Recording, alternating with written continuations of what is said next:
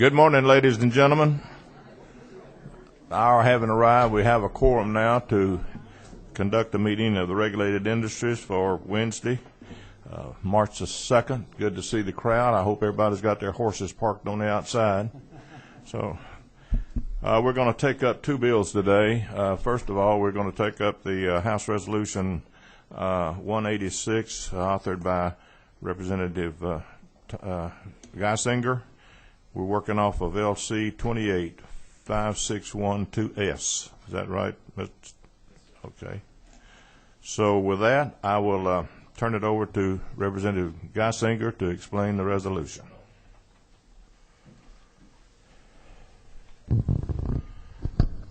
Thank you, Mr. Chairman. As you know, for several years now, I've been working on this legislation. In fact, we had a hearing back in November of 2009 in this very room that lasted over 6 hours. And the first gentleman that you're going to see, in fact, he's on the screen up there now, when we finally punch him in, came from Lexington to talk to us about horse racing and spoke with us for an hour and a half. This morning we have him for 4.5 minutes. I think you're going to be impressed with his ability and comments, as will all of our speakers. We have 10 speakers that are interested in this issue. Very quickly, Mr. Chairman, what the constitutional amendment does is provides for pari-mutuel wagering. Horse racing in Georgia is legal today. Pari-mutuel wagering is not. Pari-mutuel wagering is nothing more than you and I at a track betting on a horse, and we're betting against each other, not the house. The house has no horses. Those are all privately owned. This is private sector at its very best. As you can see from the constitutional amendment, the revenues will go to 3 locations by Constitution. On page 2, line 27, it states very clearly that it will go for tuition grants, scholarships, and loans to citizens of the state to enable such citizens to attend colleges and universities located within this state. On line 31, voluntary pre-kindergarten. On line 32, funding will go to trauma care services, servicing both public and private hospitals and medical facilities within this state. These are committed dollars. The governor's budget will have a line item in it that very clearly states that the pari-mutuel wagering funds, and then what we will, as the General Assembly, we will approve it or put it appropriately in one of these 3 categories or all 3 of them. If you go to line 40, Mr. Chairman, that is the way it will read on the ballot, line 40 through 50. In the old days, you might say, well, gee, that's a little bit long. With our new touch-screen voting machines, it's not long at all, and it's easily read.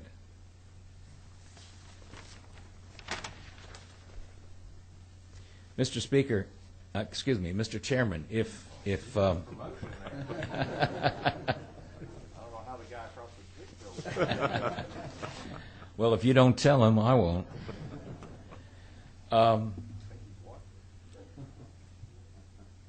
You had placed on your desks the day we introduced this constitutional amendment a list of 4 pages of jobs that horse racing will create. I felt that it wasn't necessary to remind you, but I do want to let you know that this is labor intensive and will generate a tremendous amount of jobs and revenues. We estimate that in the first 3 years it will create about 10,000 jobs. Keep in mind that these are private sector dollars. This is not the state government funding this effort. These are all private sector dollars. And the horses are owned by either individuals or groups of individuals. In fact, we will have testimony from the owner of Mucho Macho Man, which you have a picture of the winnings just a week and a half ago at the fairgrounds, where the Mucho Macho Man raced in a grade 2 race, which was a qualifier for the Kentucky Derby, for $300,000 and won the race. And because winners get 60%, that's $180,000. So the ongoing winnings already for that young horse, 3-year-old, are $270,000. But you can hear more about that in a few minutes. Also, the constitutional amendment has 71 signatures on it and has great support. If I can be mechanical, Mr. Chairman, I'd like to go ahead and proceed by having the electronic message from Mr. Alex Waldrop. Okay. Before you do that, do we have any questions of the committee before we start that? As I read the resolution, then it'll be up to the governor to allocate in those 3 categories where he recommends the money Yes, be sir. put. Yes, sir. Okay. But it will be in a separate fund, so Right. it's not,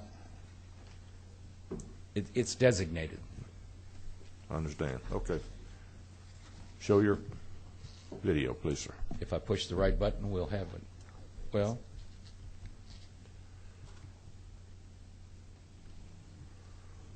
this will take 4.5 minutes, Mr. Chairman.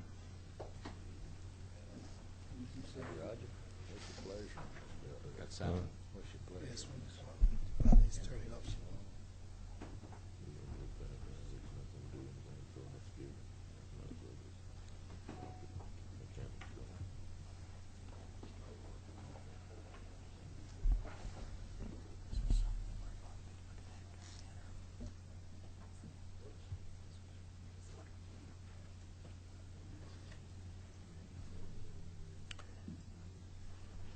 You know, we do pretty well, Mr. Chairman, when we can talk about it. It's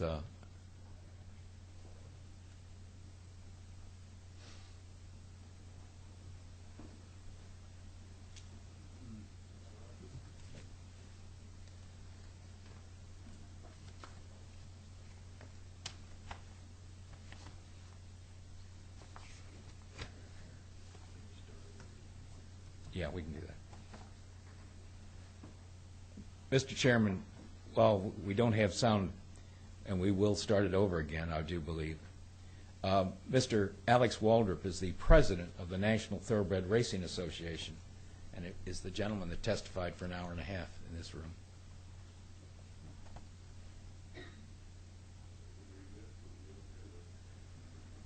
What happened to our technician? Where'd Carl go?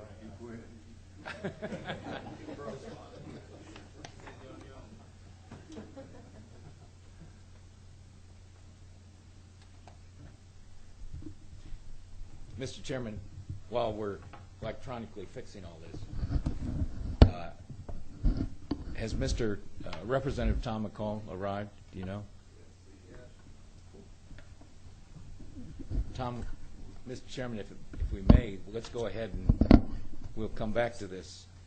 Let Representative McCall address the body. You have the list of the speakers that we have this morning.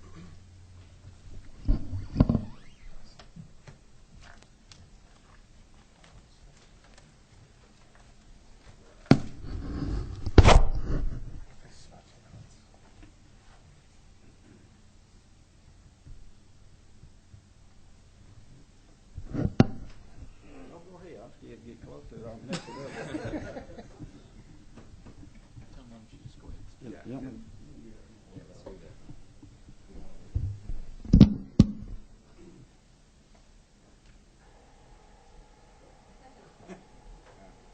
Can't we turn the volume up in here and just use the mic with the speakers here?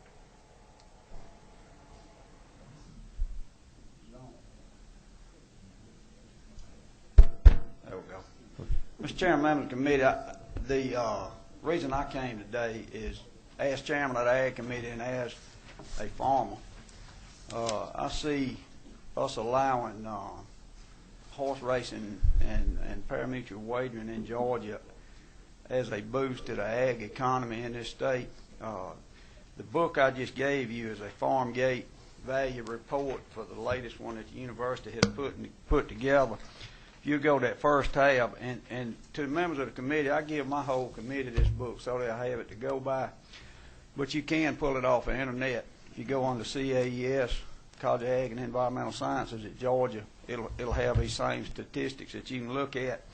But if you'll look right now, horses are about a $4 billion industry in this state. They're the number 6 commodity out of 60-something that the university keeps up with. And that's as it is today. I see it moving up pretty good if we allow this to come to the state of Georgia. If you look down, number 15 is hay production. It's about a $150 million industry. And then if you look on down around number 40, you get to ag-based tourism. I think some of the ranches that these horses may be raised on will add to that as people come out to see. If you know what Ocala looks like, and if you know what it looks like up in Kentucky, that's the kind of stuff we're going to be seeing in Georgia if we allow this. If you look back to the little red tabs I have for you, there's 2 different categories of horses. There's horses boarding and training and breeding, and there's horses raised. Number 1 county in the state for boarding and raising is Bartow County, up around your neck of the woods. So, and it is a nearly $15 million business in that one county. So that kind of stuff is going to jump whenever we allow these horses. I don't know how many 100,000 horses are coming from Florida to Kentucky right up I-75, and none of them are stopping except to buy gas. Some of them need to be living here, and some of them need to be bred here, and some of them need to be raised here. And you worry about facilities. We have places for facilities around the state. It needs to be close to a population area, but if you look at what's in Perry, and I'm not advocating Perry, but we have the best show ring and show facility in the Southeast, and in my opinion, in the United States, at the National Fair and Agri Center at Perry. I just talked to Jeffrey, and he didn't say I could say this, but I'm going to say it because I'm a Farm Bureau member and I vote on the policy. Farm Bureau doesn't necessarily support the wagering, but they support the resolution that would allow people to vote on whether or not they want to do horse racing. And Farm Bureau is the biggest ag-related entity in the state. So I'll try to answer any questions or take your little book home and look at it, and some of these numbers are going to surprise you. We are talking about ag being the largest industry in the state of Georgia. Representative Mitchell, you have a question? More of a comment, Mr. Chairman. I just want to thank the author in light of the discussions that we're having in other locations here at the Capitol.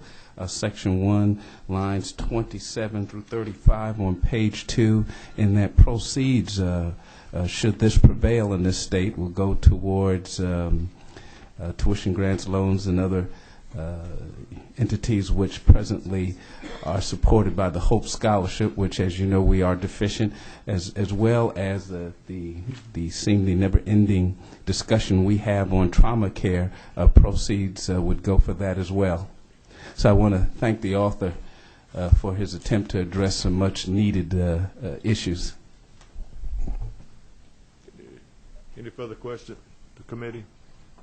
Mr. Chairman, one other thing I want to say, and I apologize if you'll let me say it. On page 20 in your book, I marked the hay industry, which is going to get a large boost out of this. It's about a $120 million industry in the state. In all of that little book, if you'll look on the pages down, there's a little box. It'll give you the top 10 counties.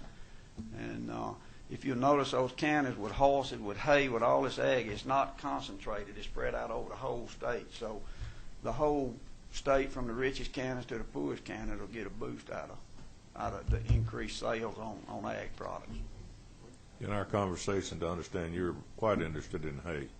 Yeah, a little bit. A little bit. I'm more interested in selling it than what. Any further questions?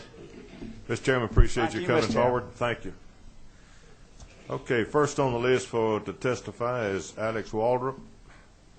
Is Alex here? No, that was the tape. Oh, that was the tape. I'm sorry. All right, Hal Berry.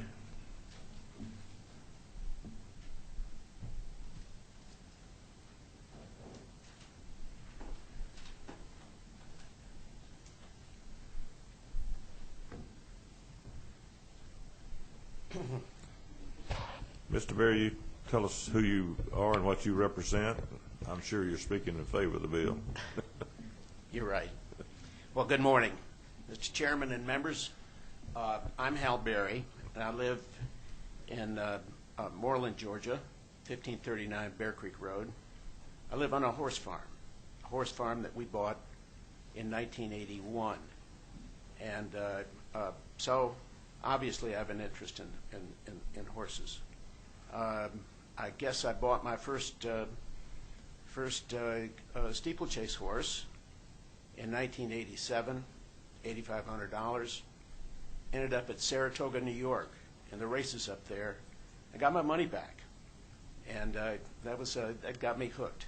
And it's been a lot of fun since. I now serve as the chairman of the Atlanta Steeplechase, an event, once-a-year event that happens now near between Rome and Cartersville, Georgia.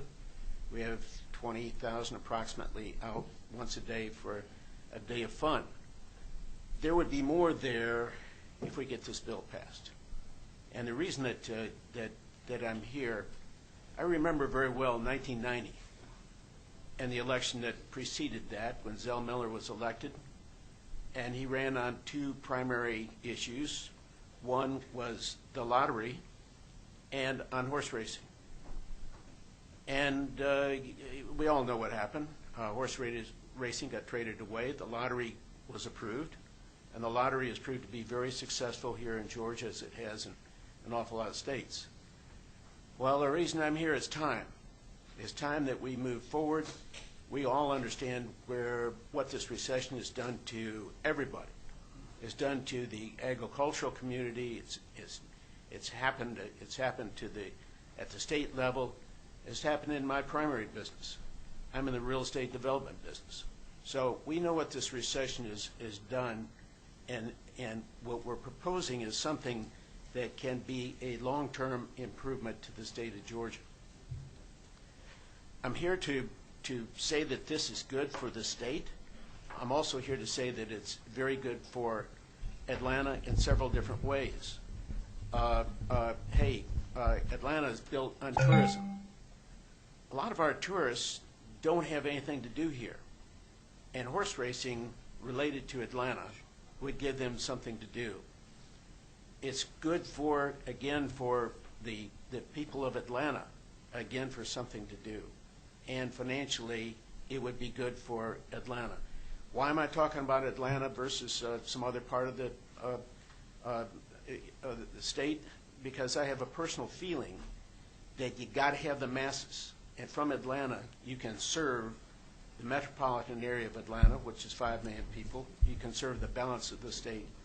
But in addition to that, we are blessed to be in the middle of the Southeast, the really more rapidly growing part of the United States, and can serve the states around us that don't have horse racing: North Carolina, South Carolina, Northern Florida, Alabama, Tennessee. It's all the big circle around us that if we had it here, I've talked to a lot of people that are down on the coast, that if they had horse racing to come to, they'd come up to Atlanta for a trip. So there's just an awful lot of reasons to support why Georgia and why Atlanta.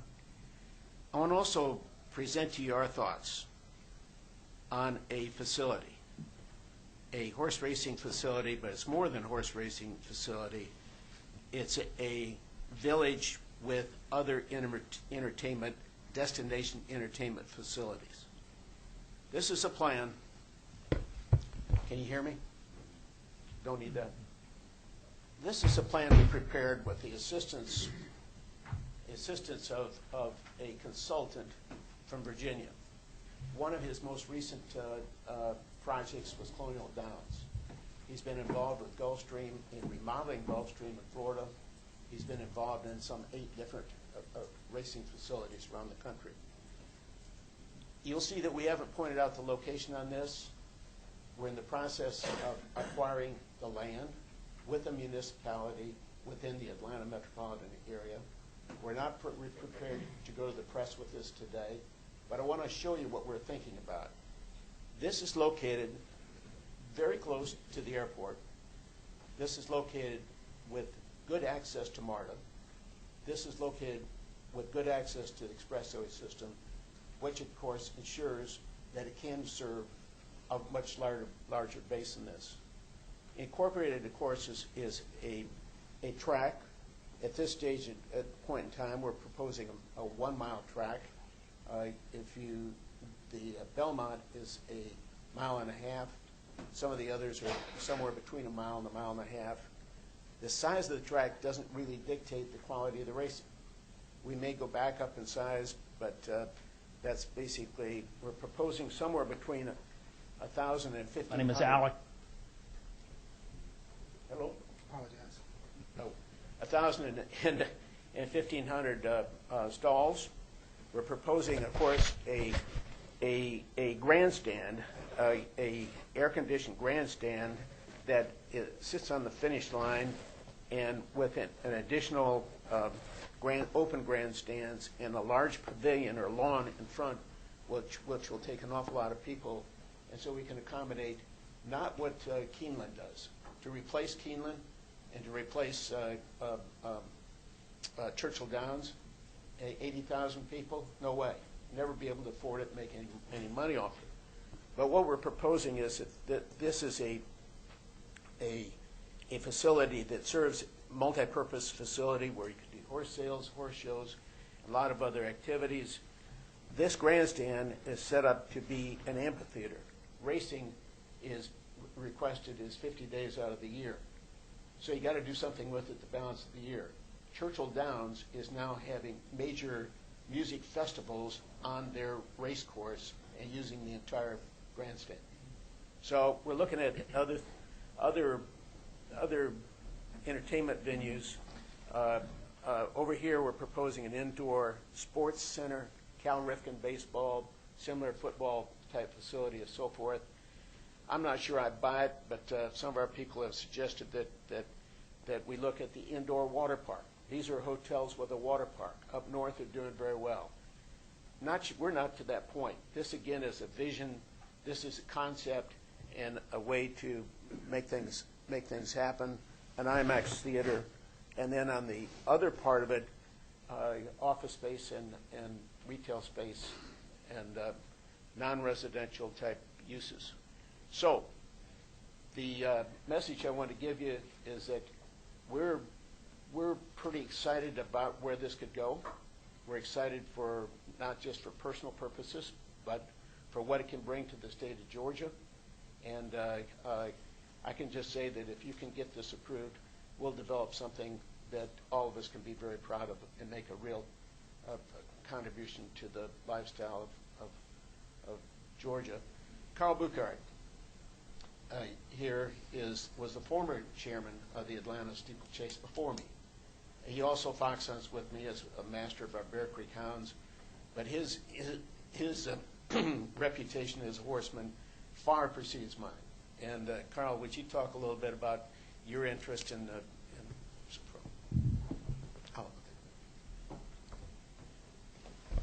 Thank you, Hal. Thank you, Mr. Chairman, dear members. I felt like Vanna White there for a second, but thank you. Thank you for introducing me.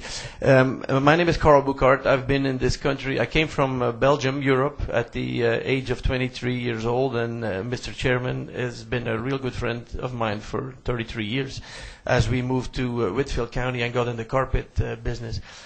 Today we are the third largest carpet company in the United States and in the world for that matter, Border of America. We employ close to 4,000 people in the state of Georgia, and I've been interested in horses all my life, from when I was a little kid. And I have seen in Europe and in the States what a beautiful industry the horse industry actually is. And I have also seen certain resistance in the state of Georgia for this, for all kinds of reasons that I respect. But I feel like the time is ripe to take a very hard look at this. Because it's very simple.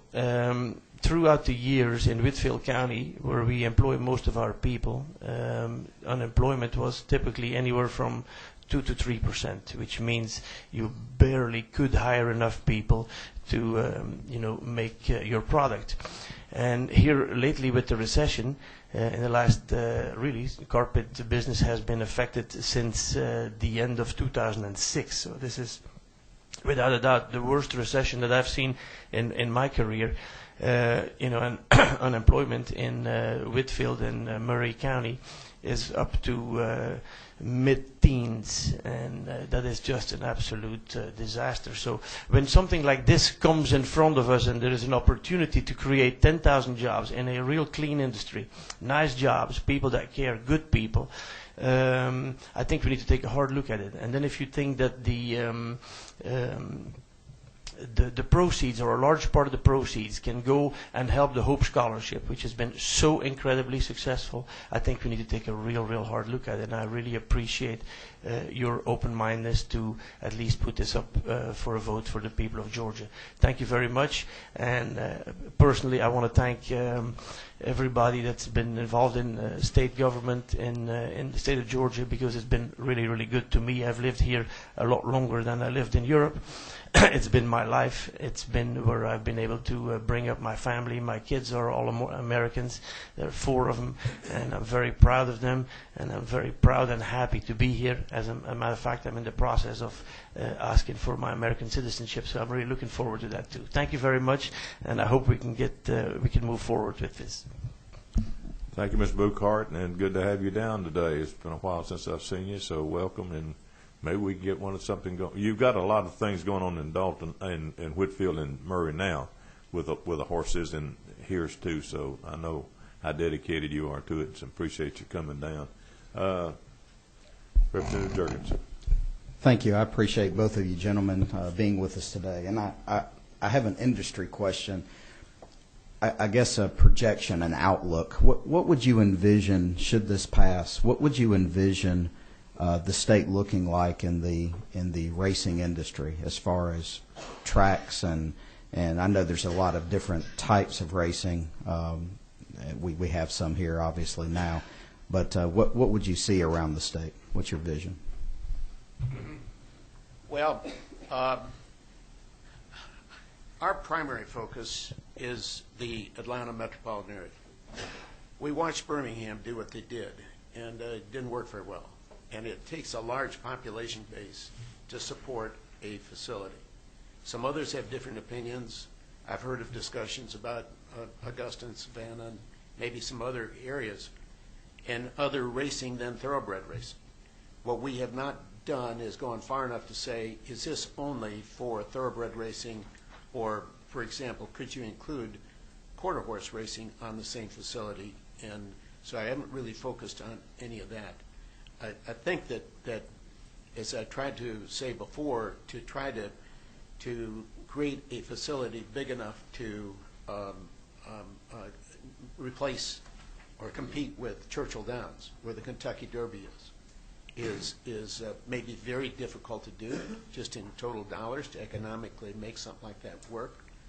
But at the same time, the thought process to be able to provide first-class racing, so goes the dollars, the people that come, and the money that comes into it.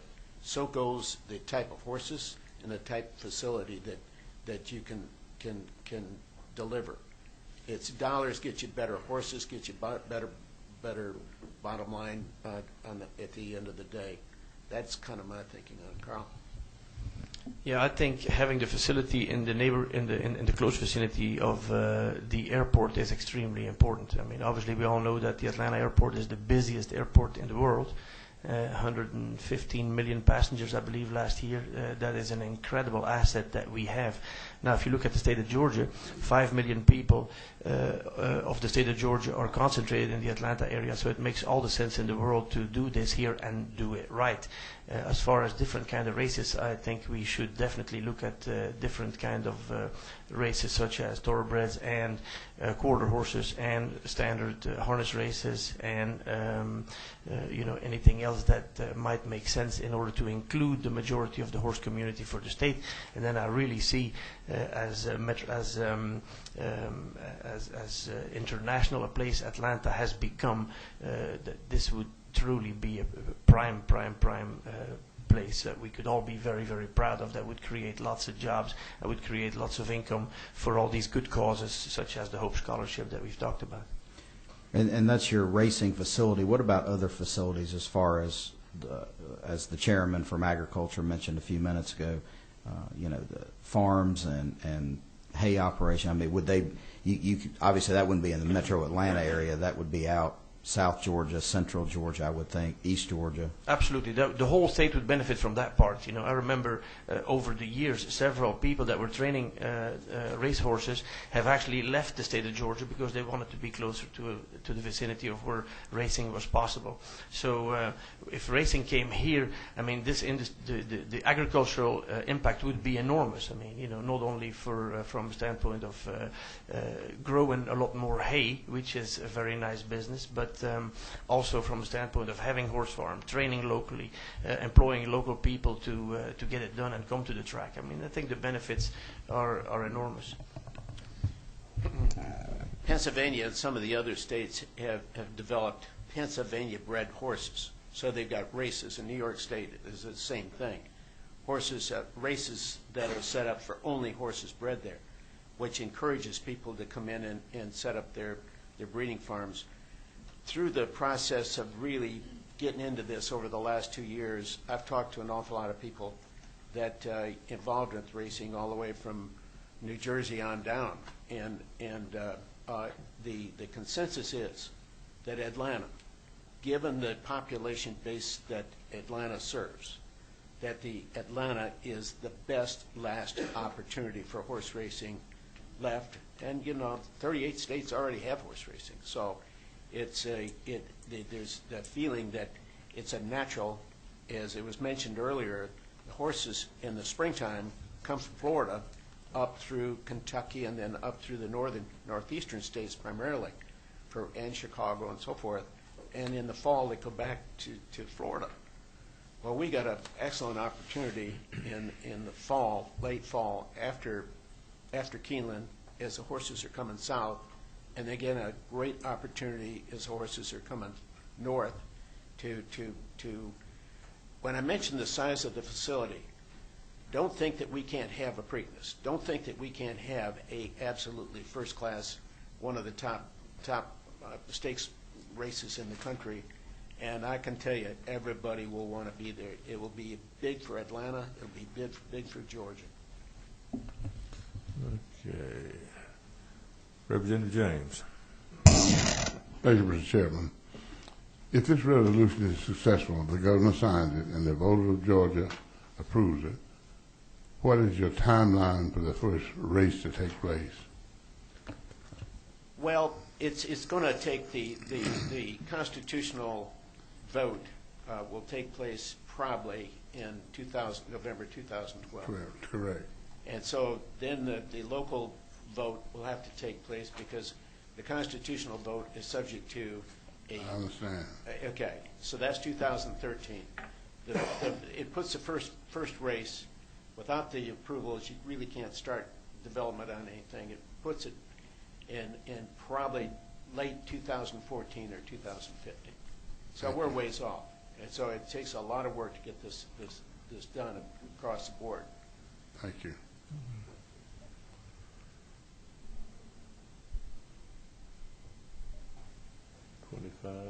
Okay.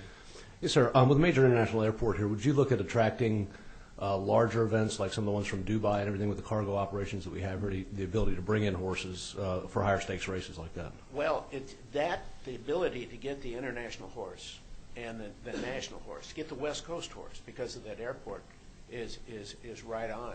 And because of the population base, again, be able to offer the big purses, the $1 million purses, and you pull them in. Thank you. Representative Powell. Thank you. I want to thank the author of bringing this bill forward. I want to thank you gentlemen for talking about it. I've got a few questions and a couple of comments I want to make. What is there's 38 states that currently have horse racing, is that correct? Yes. Yes, sir. Could you tell me how the time scheme works in this? Apparently there's a period that, and I'm guessing since all I do is bet on the horses, I don't race them, but I'm guessing that each state has a period of time that they have their races. Is that correct? Is it like a schedule? Well, it's pretty well dictated by the weather. During the winter months, the horses are in California part, and for the most part in Florida. And the horses are racing at Tampa now, at Calder now, Gulfstream now, in southern Florida.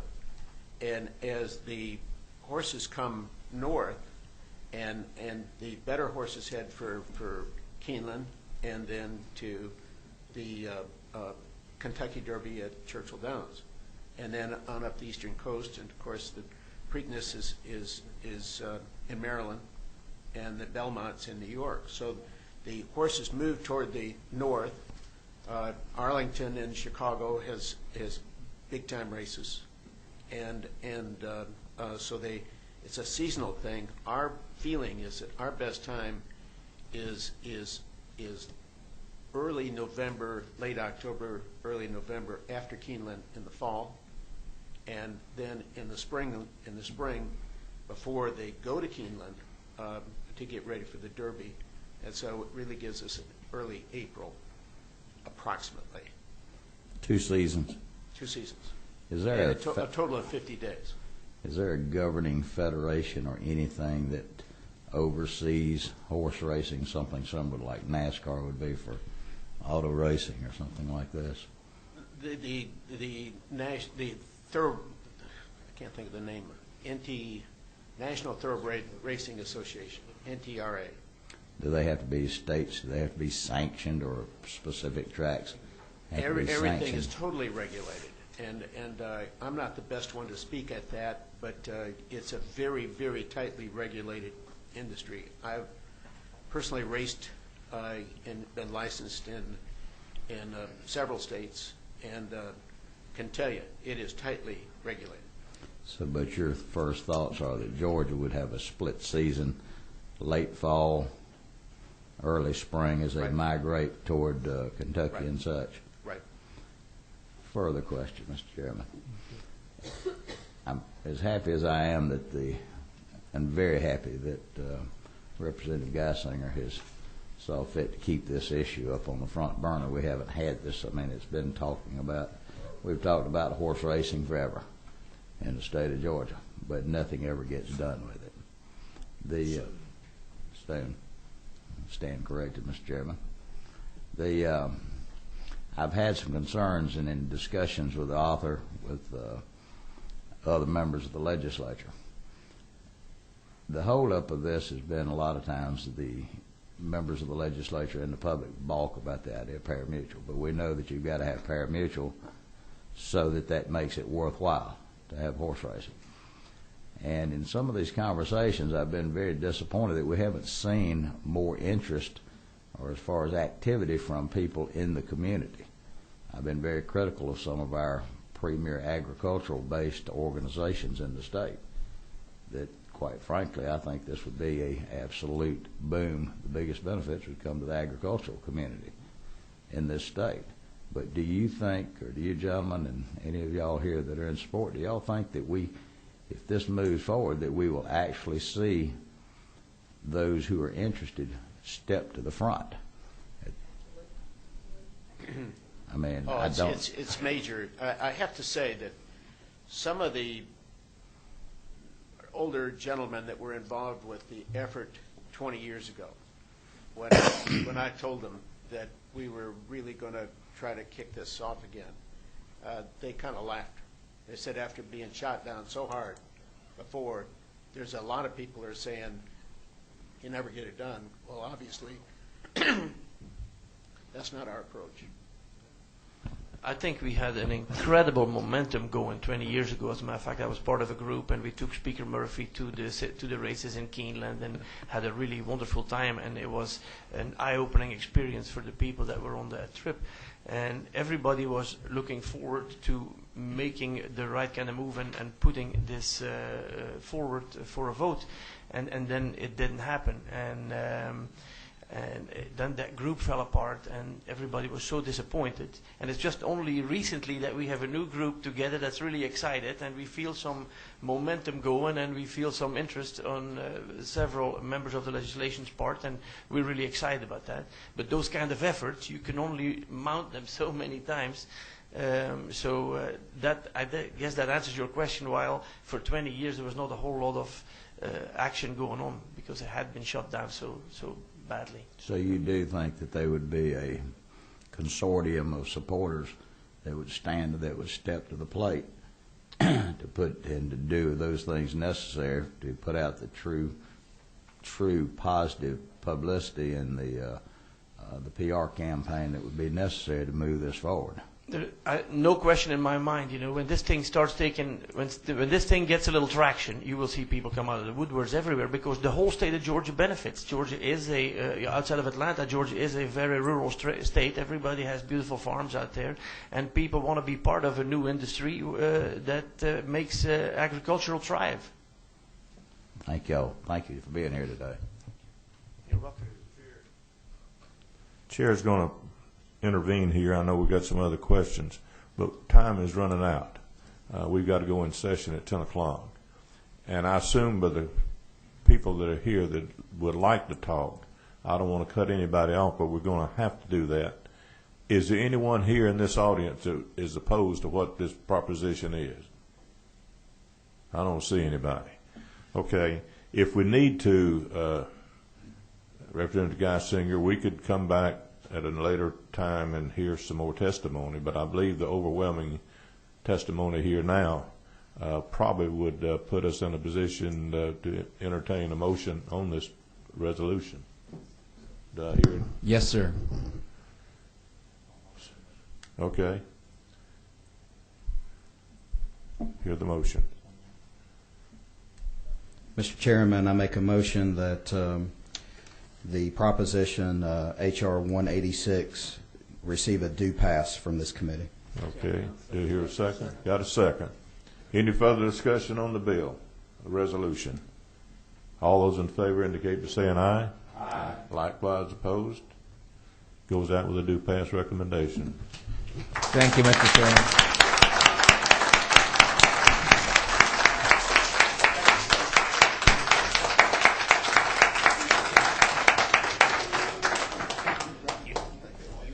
I'll say this between now, the indication is this, of course, is the resolution, and it will be voted on, but the main bill, the author has intended to bring it up next session to get it on the ballot.